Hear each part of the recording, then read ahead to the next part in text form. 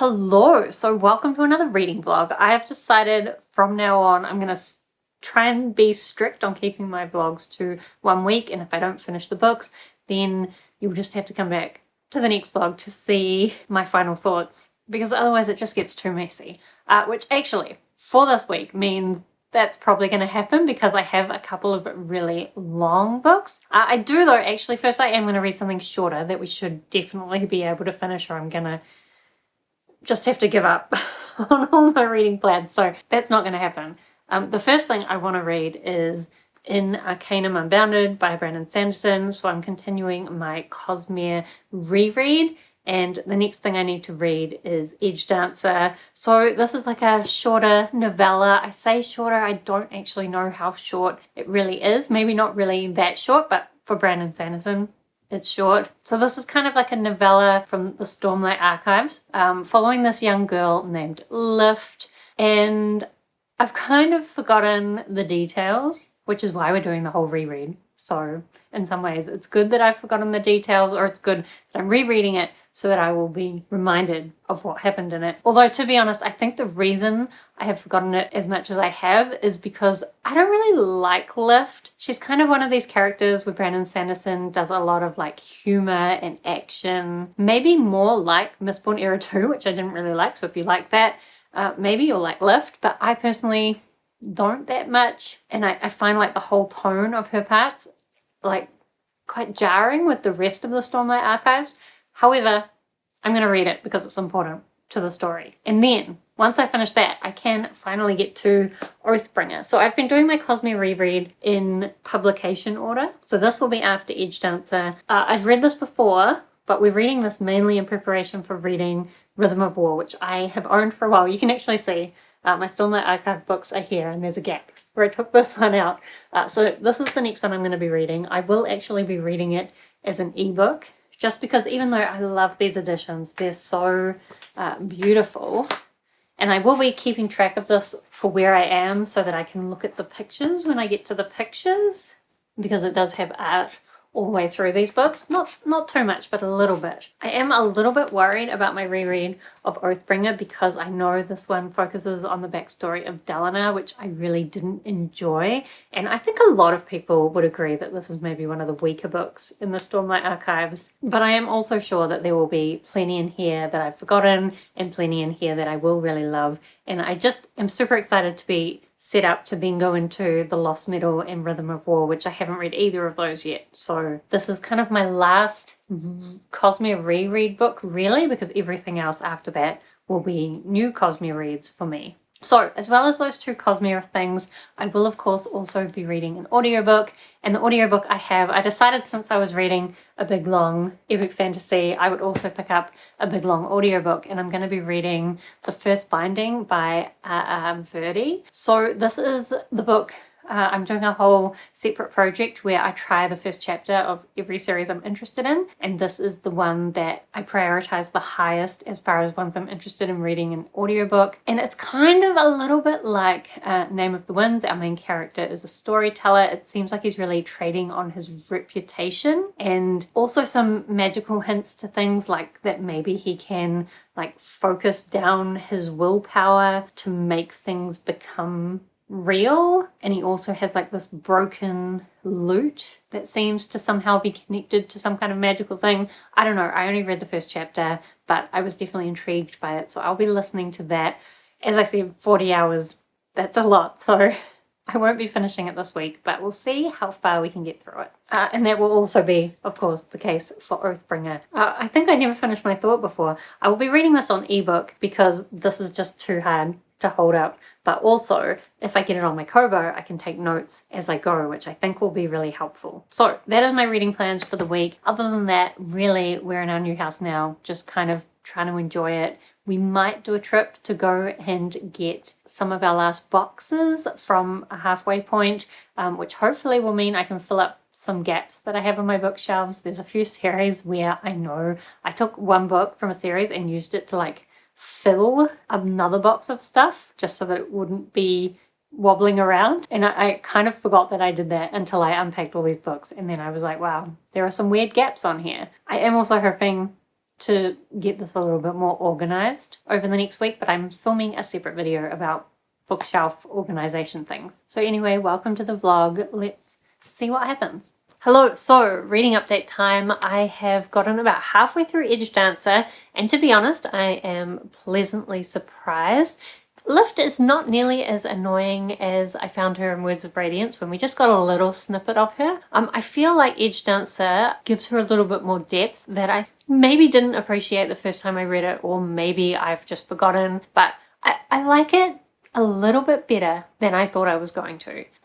Especially like the banter between Lift and her spren. I think when I read Words of Radiance, I found it quite annoying, but I'm actually kind of enjoying it. Maybe I'm just in the right mood. That is what I think you need when you're going to read Brandon Sanderson's more humorous works, and Edgedancer kind of rides the line a little bit with that, but there's certainly a lot of humor. But it kind of is like the humor is clouding some of the deeper things that are going on. And also, I've completely forgotten how Edgedancer ends, so I really want to finish it now because Lift is sometimes doing some very dangerous things, and it's hard to tell whether she's really aware of how dangerous they are or not. Anyway, enjoying that more than I thought. As well, I did this morning go for a run, and I listened to, let me check how much. I listened to just over 3 hours of the audiobook of the first binding, but as I said, it's 40 something hours long, so I'm barely into it, like not even 10%, I guess. But still, 3 hours is a decent chunk, right?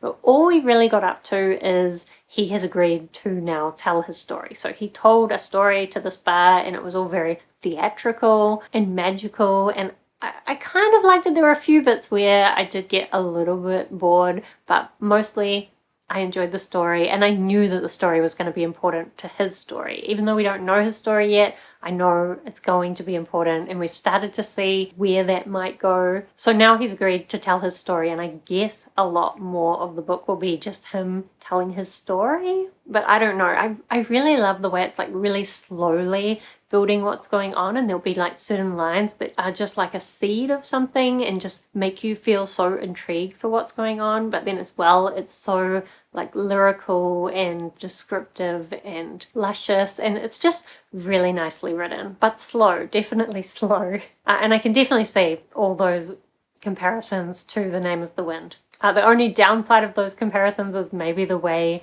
that the main woman who's been introduced is being described.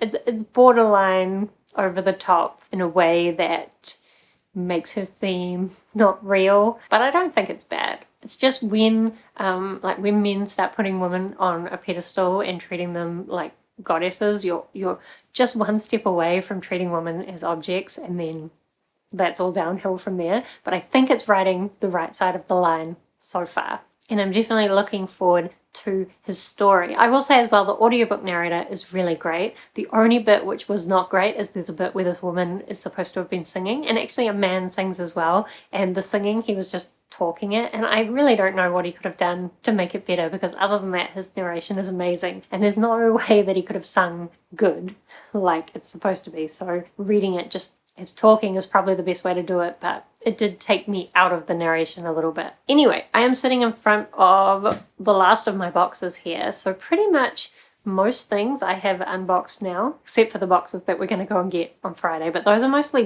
books, I'm pretty sure. These things have been boxed up mostly so long that I've forgotten what's in these boxes. So I thought to motivate myself to do it, we would try and open some of these together. So let's start with this one. I used, during our move, a lot of the Dragonsteel books from the Brandon Sanderson Secret Project swag Kickstarter thing. They were very useful because they're quite solid boxes. Anyway, I don't remember what's in here, so let's have a look. Oh, so I've got my time turner. What are these called? Sand timer? Is that what they're called? This is a 45-minute one, I think. So that probably just goes as decoration somewhere. And then I've got some things wrapped up in here. Oh, these are these random shell plates that we found on the side of the road just before we moved. And I was using them to store my makeup in, but what am I going to use them for now? I'm not sure. because I haven't been doing my makeup in the same way, but maybe it would be easier if I returned to using these. Maybe. And then there's just this, which I think might be a plate from my childhood. Yeah. Best friends make the best fun. I've had this for a long time. I honestly don't even know who I got it from. Maybe my grandma? And I also don't know where I want to put this, but I definitely want to keep it somewhere. So we'll find a home for that as well. And that's all for today, but maybe another day we'll see what is in another box. Hello, so I just finished off Edgedancer, and I have to say it was a lot better than I was expecting. I think just because more recently I haven't been liking some of Sanderson's more humorous works. I kind of had started thinking Edgedancer was much more like those than it really is. Like, there is still a lot of humor, but there's also a fair amount of substance there, and maybe Lift still isn't my favorite, still my archive character, but I can see now that there is a lot of potential in what Sanderson's doing with her. As well, I definitely think this read of Edgedancer I picked up or like understood a lot more of the world stuff that's going on, and I'm really hoping that's going to be the case with Oathbringer too. So I downloaded the ebook and now I'll be able to read it and take notes. And like, Oathbringer is not my favorite. I really don't like Dalinar's whole backstory and the way it leans so heavily on Dalinar's memory loss. And I think as well, because Shalon's story also relies on her memory loss, it just, to me, feels like we're rehashing the same thing even though it's different. And I don't like past Dalinar as much as I like current Dalinar, and Dalinar isn't my favorite character anyway because I'm less into like military war things and that aspect of the Stormlight archives. So what I'm really hoping is going into Oathbringer that I'm just going to understand so much more now about the Cosmere that I will pick up on a lot more. And I'm definitely expecting some of the things I remember happen at the end of this book, that I will get more out of that now that I understand more of what's going on in the Cosmere. So fingers crossed. So that's going to be next. I did listen to a tiny bit of First Binding earlier when I was folding some washing, and I didn't get much further, but I'm now wondering, are we actually going to get a story, or are they going to keep being distractions? Because we just got a distraction, but at the same time I kind of like the distractions, so I'm kind of happy to wait and see where that goes. As well, I do have this box here. I have labelled it Guitar Stuff and Galaxy Lamp, so let's see if that's what's really in here. Have a look. So this is my Galaxy lamp that I bought a while ago. Maybe we'll have a go at making this room into a galaxy. Oh, this is a camera battery charger. So we'll put that over there. Oh, this is my Switch controller. Where does that go these days? Probably just over here for now. I feel like I'm going to end up putting things, just lots of little piles of for nows, and have to work that out later. And the rest of this is just guitar stuff. So for now, this is going to go with the guitar amps that are randomly in the dining room for now.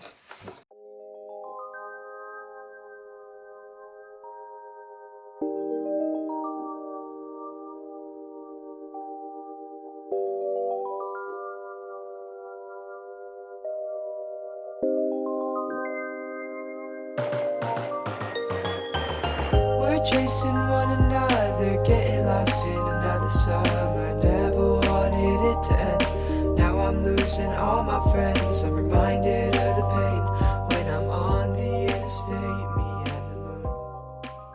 So when people say film in natural light, they do not mean this kind of bright, direct sunlight. Who would have thought that in this room I would have the problem of too much sun? But I think it's mainly just because it's winter and the sun is low, so it's coming straight in. And it does warm up the room, so I can't complain too much. Anyway, somehow it is already Sunday. We did pick up some more boxes. Most of them are down here, book boxes. We did also get my CDs and my DVDs and games. Sadly for now, I'm probably going to have to keep my DVDs and games just in the box until we work out what we're doing with kind of like more shelving somewhere. And I'm slightly concerned that the rest of the boxes I have are going to be all that kind of stuff that I don't actually have anywhere to put yet until we sort out other things, but I'm gonna at least open the boxes and try and put them away somewhere so that I'm not still living in a room half full of boxes. Anyway, before we open another box, let me tell you about my reading. Firstly, Oathbringer. So I am 6% of the way in. That's not very far. And it's saying that I have 31 hours to go, which is slightly concerning because I was hoping to finish it next week. But even if we count today and we say that's 8 days, like even if I could read 3 more hours today, is that possible? Maybe, because we're not doing too much today. But it would still mean I would need to read like 4 hours every other day next week in order to finish it in a week, which seems slightly improbable. But I guess that's going to be a problem for next week's vlog. But I'll see how much I can read today and then update you after that. What I am finding so far is that not much has actually happened in 6%. As well, we did get a little bit of Delanar's flashback, and as I expected, I was really bored for it. I just really don't like who Delanar was, and I know that's the whole point of it, but that doesn't make it enjoyable to read. And weirdly, because I normally would say Adolin isn't my favourite character, but what's going on with him in Oathbringer is actually the most interesting. Although we haven't got any of Shalon yet, and I think what was happening with her from memory was quite interesting too. I guess that's the problem with really big long books that have multiple characters. It's this thing where some bits are really good, but you have to wait a long time to get back to those bits, and then you kind of feel stuck in all the bits that you don't enjoy as much. And I think in the first 2 Stormlight Archives books, that wasn't an issue much for me because I did mostly like what was going on. I still was probably most bored with Delanar's parts, but I think it's really gonna be more of an issue in Oathbringer. But as I said, only 6% in, so we've got a long way to go. The other book that I have a long way to go is the first binding. I think though I might actually be like 25% of the way in, but this is another one where it's going really slow. I actually think it's going a bit too slow. We're now learning about we're kind of getting the backstory of this main character and how he learnt to use magic. Again, it's very reminiscent of The Name of the Wind in that he's part of this theatre group, but he's learning magic in the hope of going to this magic school where he can learn even more. And the magic that he's learning, like the magic system, is very interesting, but partly I think because it is reminiscent of some of the magic of Name of the Wind, which I've already read, that's taking away from it a little bit. But as well, like there's just not enough plot for me. The writing is still very beautiful, mostly. I just wish it would hurry up and get to the point a little bit, because there's a lot of stuff hinted at, but there's no real like proper conflict or like concern that I have yet. But maybe it'll shock me soon and something crazy will happen. That's what I'm hoping for. Anyway, the next box I'm going to open I have here. Can I show it to you without the sun destroying us? Probably not. So this box says sewing machine and clothes, but I'm kind of hopeful there might be some books.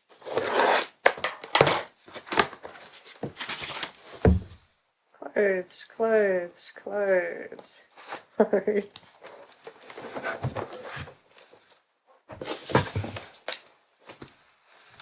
No books.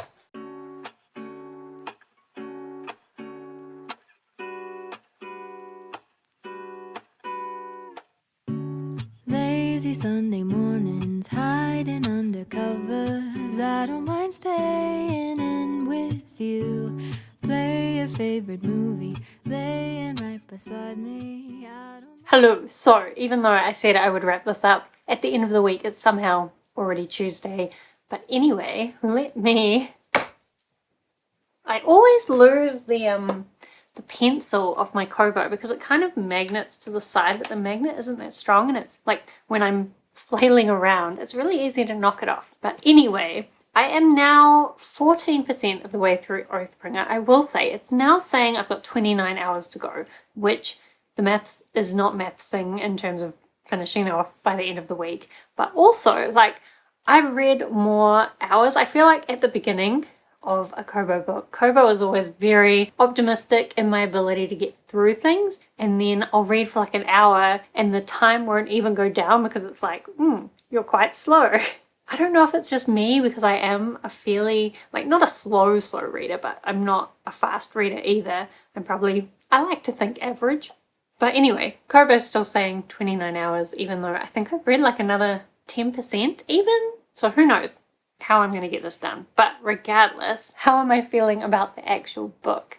We have got some of Shalon. I really liked it. I think still my favorite part of this book is the murder investigation that's going on and some of the ramifications of that. And I think I will like Shalon's part when we get into it, but we haven't really gotten into it yet. Mostly this book is still just so focused on Dalinar, and that part is really just everything I remembered it being, which is that I'm not interested. And I feel like a lot of important things are happening, and it's really hard for me to make myself pay attention to the details and pick up on them. That said, I do think I've picked up on some things that I haven't picked up on previously when I've read this. So that is good, because that is the point of doing this reread. But still, like, it's kind of, I wouldn't say slow, but I'm not getting through it that fast. So 15% in, really we're still setting up a lot of the things that are going to happen in this particular book. As well, that's probably true for the first binding. I think now, I did the maths, I'm 13 hours in. I think it's saying I'm about 30% of the way through. So that's not that much further from when I last talked to you. And really not that much has happened.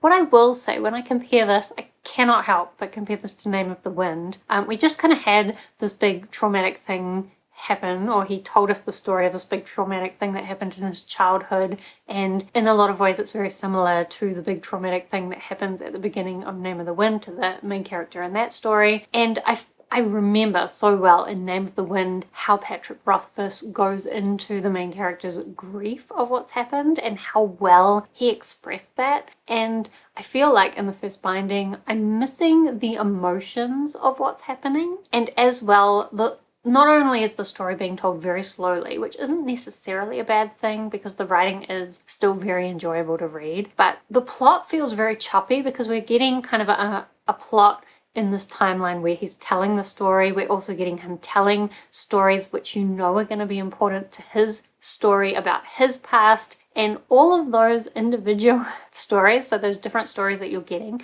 you're not really getting enough from any of them to feel like the plot is moving forward. And then when big things do happen, because we're not getting any emotions with it or even really any consequences, so I feel like that's taking away from like it feeling like what's happening is important, and it's stopping me from being invested in it. So I'm still liking it, but I'm really hoping like more is going to happen, or otherwise I think I'm going to be disappointed in that too. Anyway, both of those I will be continuing in my next vlog.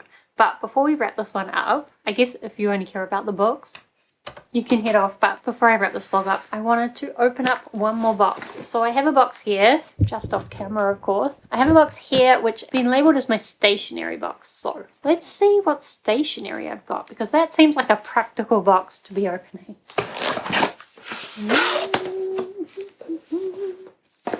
Pencil case. Printer ink. I have not moved the printer yet, so that's not super useful. Screen cleaner. Pen holder.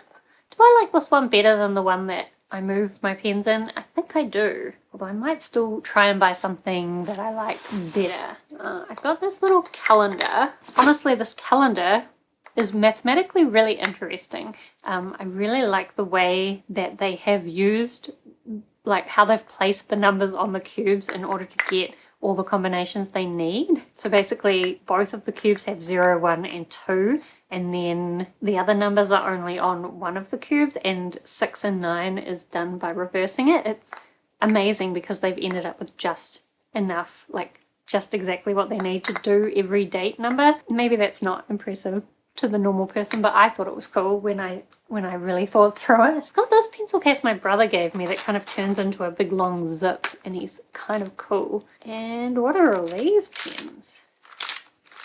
I feel like I have too many pens. Is that even possible? Because this is a bunch of Sharpies. This is more printer ink. I have a million post-it notes, which, I mean, can you ever have too many post-it notes? Definitely not. What is in this bag?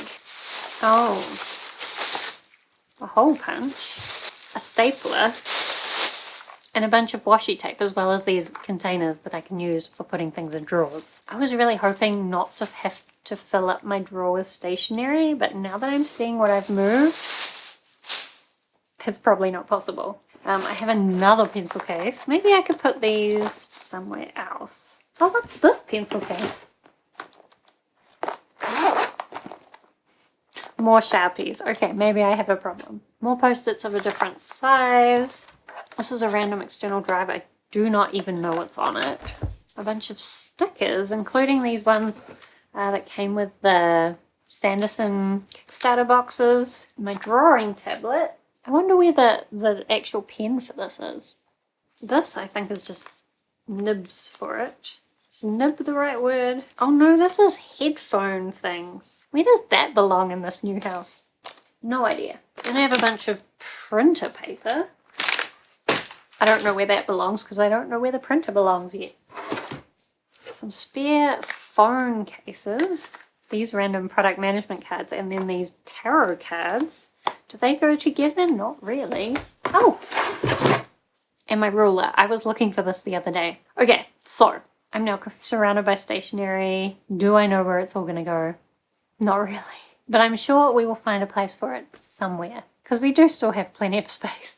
Anyway, let me know if you have read any of the books that I read in this video. I guess I haven't finished things. But let me know if you've read Oathbringer. How do you feel about Delanar? And let me know if you've read Edgedancer. Like, let me know what you think of Delanar and Lift if you've read the Cosmere books. Also, if you've read the first binding, I would love to talk with you about it because I don't see many people talk about it. Although I think it might have been getting a little bit of traction lately. Well, otherwise, just let me know what you've been reading lately that you've been loving.